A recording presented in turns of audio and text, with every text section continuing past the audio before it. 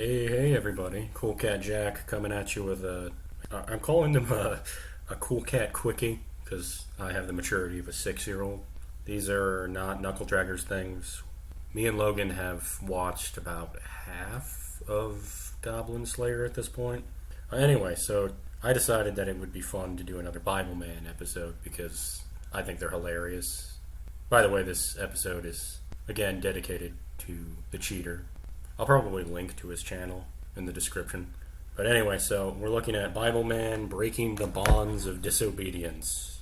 And like the others, it starts out with the craziest thing I can think of. It starts off with Cypher, who was in one of the episodes I reviewed in the past.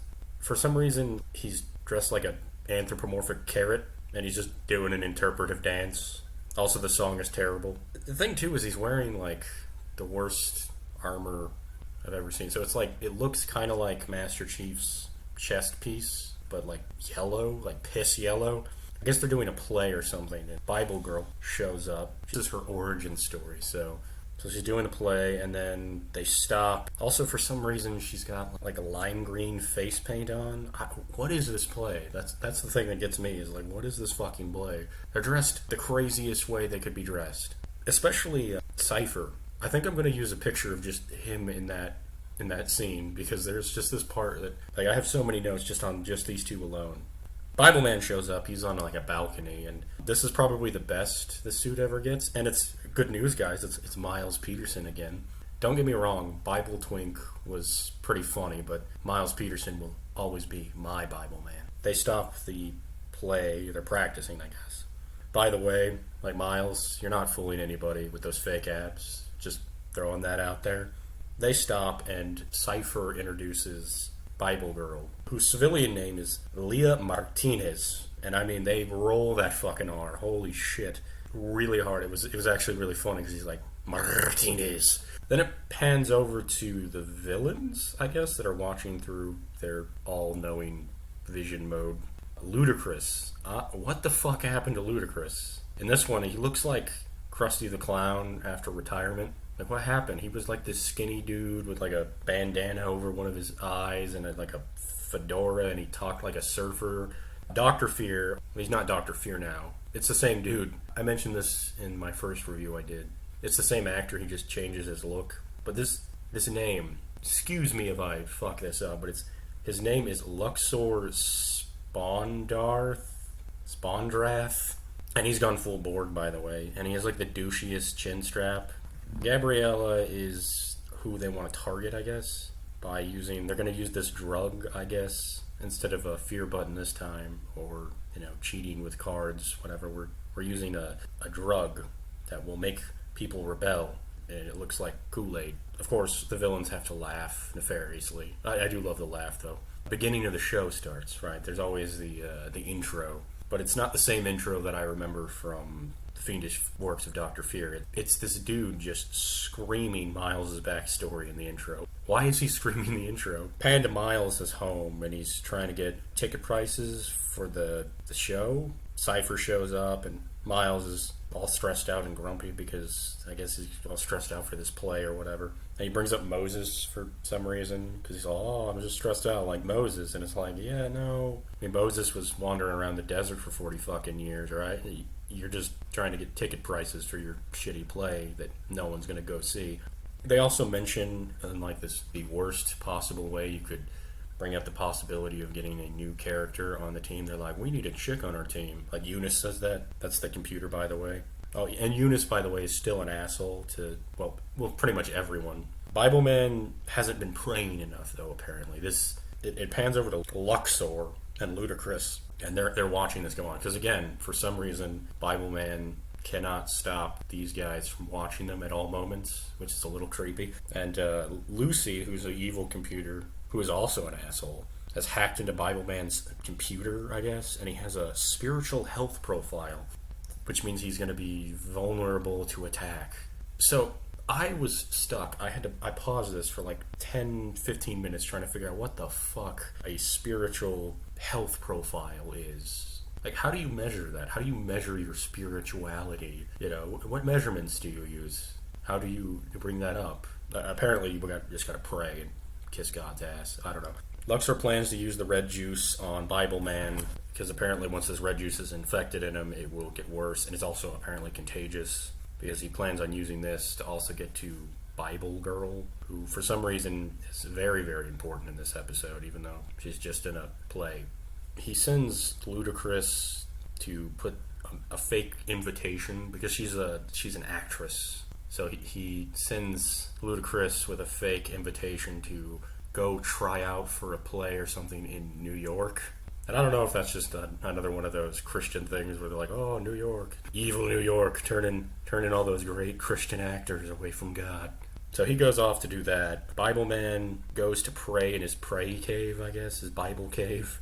All of a sudden he gets interrupted before he can finish praying, which I guess would have fixed the whole problem. Eunice says that they get a call for help, and it's Ludacris pretending to need help. So he goes alone into the woods. Eunice wants to come along, and Bibleman's like, no, I'll go alone. To be fair, 9 times out of 10 in this show, it probably would have been something like, some guy is double parked or something, you know? Like, it's not exactly like Bibleman deals with super important issues. You know, the last 2 episodes, the first one was a kid was nervous about a basketball game, and then the sequel to the cheater one was a kid was going to cheat on a Bible bowl. And this one is a play that I'm sure everyone was just pining for real hard. So he goes into the woods. Ludacris and Luxor grab him. And at first, one of my jokes is, oh, look, they're about to do the scene from Deliverance. So, well, anyway, so Eunice sends a call to Cypher. And can we just get on to the name Cypher and how ridiculous that name is? I keep wanting to call him Cypher Rage from that terrible Will Smith movie. We end up in Luxor's secret laboratory, and it turns out that we're not doing the scene from Deliverance. We're doing the scene from Pulp Fiction. He has Bibleman gagged and blindfolded and tied up. Like, I had this as my notes, and I'm like, if someone hasn't made a gay, like, S&M porn parody of this, get on that. Like, it's all there, guys. I think this is just their excuse for their little passion play between one another. Yeah, so he injects him with the red juice. Cypher shows up. He just walks in, by the way.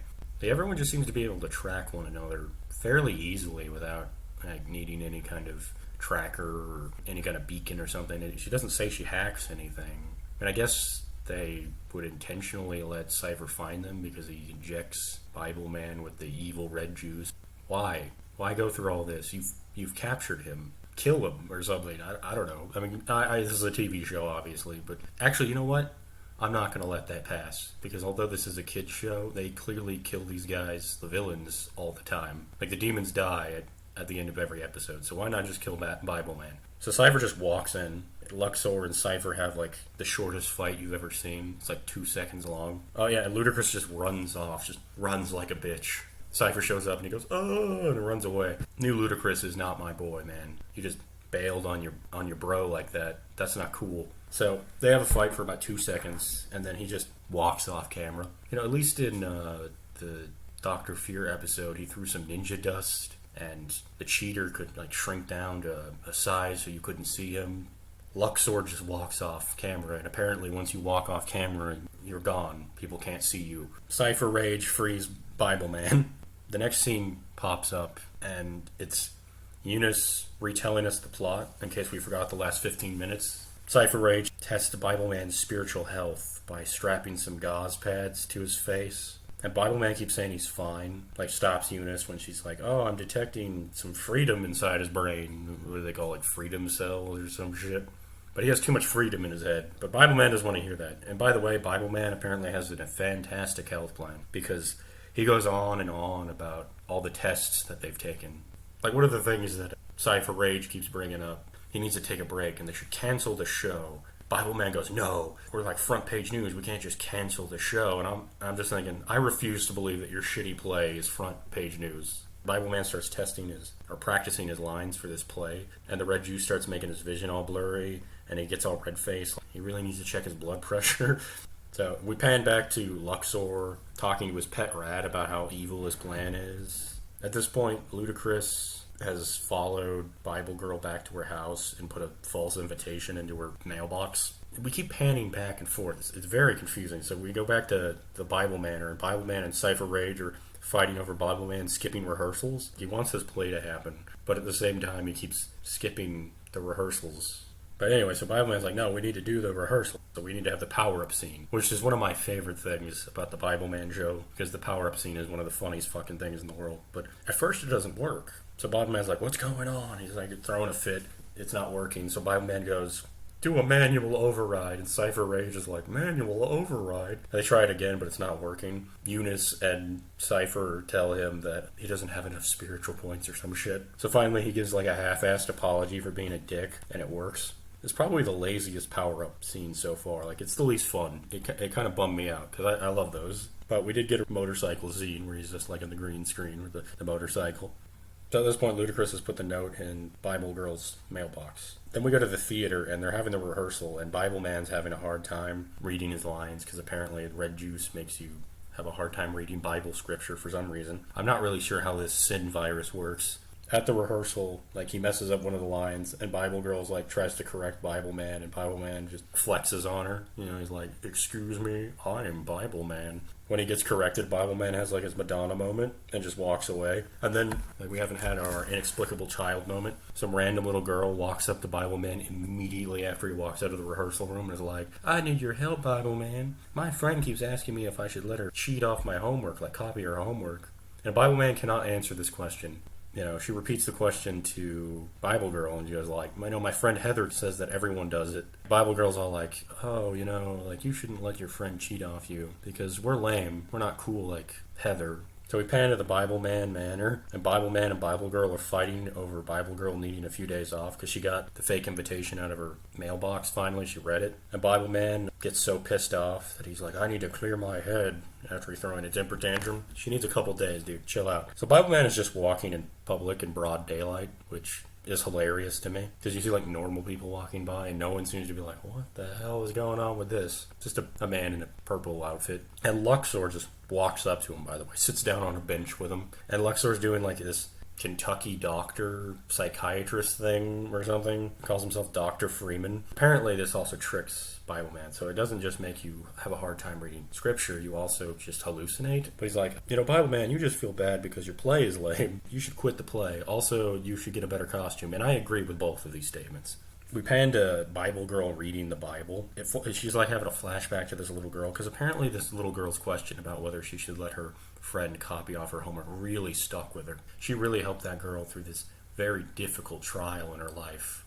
So finally she's reading the Bible, and she kind of has this like moment, you're like, I need to put God before this New York play rehearsal thing. Back to the theater where Bibleman has canceled the show, and he's having like a talk with the director of this show or whatever. She tells him that she changed her mind. So they've canceled the show, and like Luxor just shows up when Bible Girl tries to convince him not to.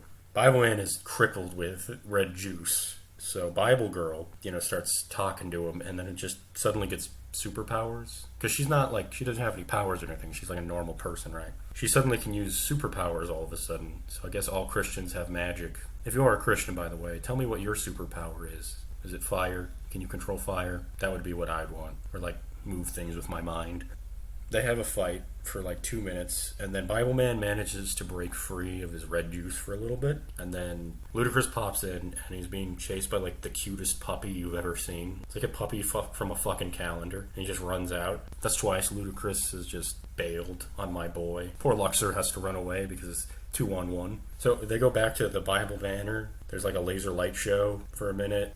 It's the three of them now. Bible Girl, Bibleman, and Cypher Rage. So they deactivate the laser light show, which really served no purpose. So Bible Girl pretends to be super interested in the Bible cave and acts like it's cool, which is not true. It is not cool. Bible Girl tells Bibleman that she thinks that he's been infected with, because she's like, oh, I took a biology class one time, and this is clearly a virus. It's a sin virus. It's turning you against God. I guess Eunice backs this up. Goya Bean Planner officially becomes Bible Girl. Eunice sends Luxor a battle challenge. They just officially send him a battle challenge. Like, do they share email addresses or something? They do another power-up scene, and Bible Girl's new costume looks terrible, just like Bibleman's and Cypher's, so she'll get along pretty well with them.